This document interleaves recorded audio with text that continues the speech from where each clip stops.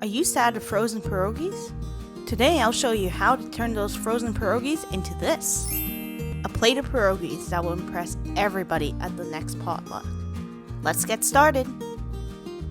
Let me show you how to get those delicious pan-fried pierogies. We'll start by parboiling our pierogies. Bring some water to a boil in a large saucepan. Now grab your favorite frozen pierogies and dump them into the pot. My favorite ones are the cheesy ones. What's your favorite frozen pierogi flavor? Let me know in the comments down below. Bring your pierogies back to a boil. And once they start floating on top like this, they're ready.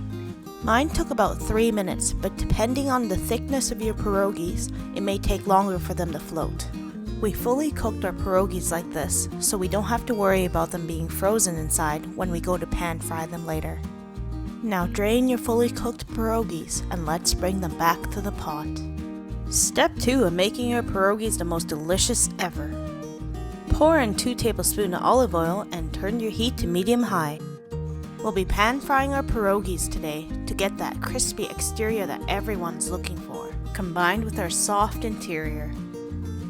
Make sure you spread your pierogies evenly on the pan and don't pile them on top of each other.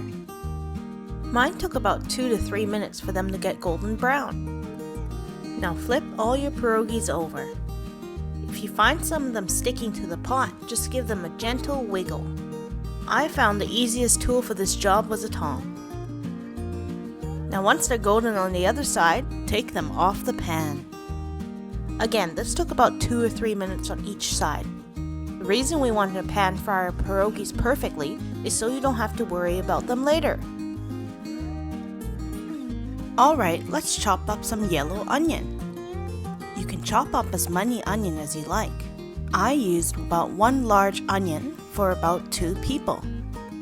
Onions and potato are the perfect pairing. Alright, let's put our onions away for now. Let's move on to the part that changes the game. Some smoked sausage. You can use smoked sausages like farmer sausage, Kielbasa, Polish sausage, or even Smokies.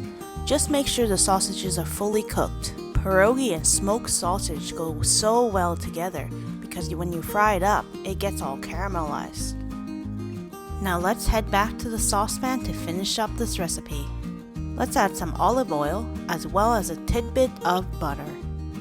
We're going to add our onions that we sliced from before. Let's saute our onion on medium heat for about 5 to 7 minutes. Depending on how much you like your onions caramelized, you can go longer than this. This is about where I like to stop.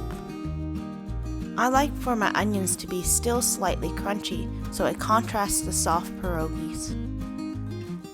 Now add your fully cooked sausages and saute them till they're also caramelized. This part only took me about 3 to 4 minutes to get this. Now remember those perfectly cooked pierogies from before? Let's add them back in. Now you can be extra cheeky and add a tidbit of butter just to finish off the flavors together.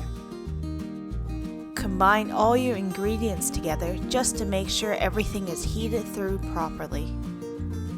This only took me about 2 to 3 minutes. Now let's add some greenery to our pierogi dish. Add some thinly sliced green onion for that pop of color. When you're ready for serving, top it with a bit of sour cream, and there you have it. A beautiful plate of pierogies that will be the center of attention rather than the boring side dish. Enjoy!